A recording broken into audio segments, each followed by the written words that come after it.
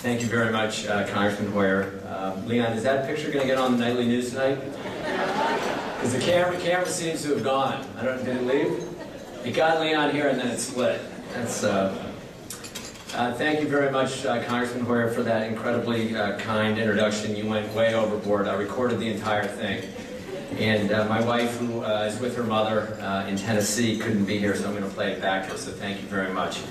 I don't think anybody's ever said such nice things about me in my life, so thank you. I come from a big Irish Catholic family. We're very competitive. And I was really honored to get the call from Rex a couple of months ago. And one of the first things I did when I hung up was call up my older brother Bobby to say, hey Bobby, guess what? I just got this big award from Rex Smith. Called me up. This is an incredible organization. Bobby's the one right in the middle there, kind of ugly, right in the middle there. Not the big one, that's Anthony. Hearts and Homes for Youth, it's fantastic. And he said, oh yeah, that guy Rex Smith called me up about a month ago and asked me to get the award. And I said, you gotta be kidding me. And he goes, no, you know, I've done all this work with Bono. I've helped to eradicate HIV/AIDS in Africa. We created the One campaign, Product Red. I said, all right, and I hung up on him. I called my brother Timmy. I said, Timmy, you're not going to believe it. I got this award from Hearts and Homes. Rex Smith called me up. He goes, oh yeah, Rex called me 2 weeks ago and asked me to get the award. And I said, what are you talking about? He goes, you know, I run Special Olympics. Mother created Special Olympics. It happened in Montgomery County. I'm all over the world. I'm meeting with the head of China. I'm a big shot. I hung up on him.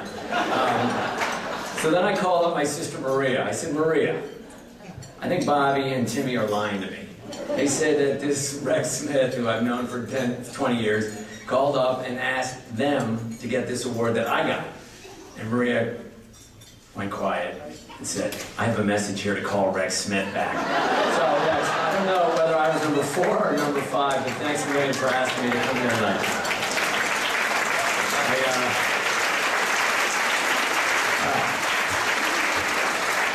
And in the pressure of legacy, Robert Poland, I bet you understand that, right? My mom really loved Steny Hoyer. My mom and my dad both loved Steny Hoyer. The first time I actually met Judy Hoyer was at my parents' home. And my father, when I was first thinking of running for elected office in Montgomery County, said the best guy in the state of Maryland who knows more about this than anyone is Steny Hoyer. And he came over, I met not only him but his wife, and was immediately taken with both of them. They've been terrific friends. Not only the Shriver family, but the extended Kennedy family. I was honored to work with Mrs. Hoyer on the on the early childhood issues in Prince George's County, and then, as the congressman said, rolling out the Judith B. Hoyer Centers all across the state of Maryland. Terry Lehrman has been a friend of all of the Kennedys and Shrivers for longer than I care to admit, and he's a great guy and a great leader. I'm sitting at a table with Robbie Calloway and Steve Salem, who run the Cal Ripken Senior Foundation, and they do wonderful work. Did it before with the Boys and Girls Clubs of America, and now doing it not only with the Boys and Girls Clubs of America, but also with the Cal Ripken Senior Foundation, and they're doing wonderful work. Mr. Poland, if they ever want to change the name, when your father said that it was weird to have a street named after him, there are a lot of Shrivers and Kennedys that would love to have a street named after him. So if you ever want to change the name of that, please let us know. But my father and mother both had huge admiration for your mother and father on so many different levels, and had done work with them on a number of different fronts, and they were huge admirers of the work that they do. Clearly, my parents would have loved to have been here tonight. I think not only to be with all of you, with Steny and Terry and the other folks I just mentioned, obviously Catherine Leggett, who's been a terrific First Lady of Montgomery County, and your husband, who's a fantastic leader. But I think she really would have, and he really would have loved to have been here with the people who got the awards about 15 minutes ago. The people, as Mr. Poland said, you know, that are doing the wonderful work that we're celebrating tonight and trying to raise a couple of bucks for. The people that are opening their homes for foster kids, the people that are working nurturing kids all across Montgomery and Prince George's County, all across Maryland.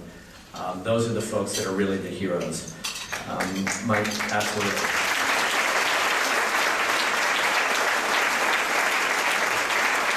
You know, the Congressman mentioned the child poverty rates in this country, and although I hate to do this, I'm going to correct you just a little bit, Congressman. Child poverty rates now in this country are 22.7%. And in rural America with Save the Children, it's over 30, and in some cases close to 40 or 50%. That means that 1 in 4 kids in this country are living in poverty. And you see some of the examples of kids that grow up in poverty. I turned to Robbie when the congressman was speaking, and I said, shame on us as a country. I wrote it down. I wanted to just say that again. I think my parents would be appalled at that fact that so many kids are living in poverty. The senior poverty rate in 1965, when my dad started the war on poverty, was the same as it is for kids, 25%. Today, the senior poverty rate is at 9%. Kids are almost back at 25%. We can, if we really care about kids' issues and we really care about children, we can lower the kid poverty rate in this country. It takes a national commitment, it takes supporting leadership like Steny Hoyer, and it takes standing up and fighting for kids, fighting for more resources for organizations like Hearts and Homes, standing up and pushing back against political leadership that says they care about kids and then doesn't invest in them. I think my father and mother would both challenge us to do that, to stand up for kids and to have a stronger voice in the arena. I grew up in Rockville, just a couple miles away, and every night at dinner, my mom would say, what have you done today to help people? And I hope a little bit today that we've raised some money, that by coming together, we've helped kids that we saw in the video and others here, that we've put a spotlight on the needs that this population has. And we've done a little bit to make the United States in this area a little bit better. We have a lot of work to do, but I thank you all for coming tonight, for helping to answer that question, what have you done to make the world a better place? And I ask you to help Robbie raise a couple more bucks later this evening. Thanks very much.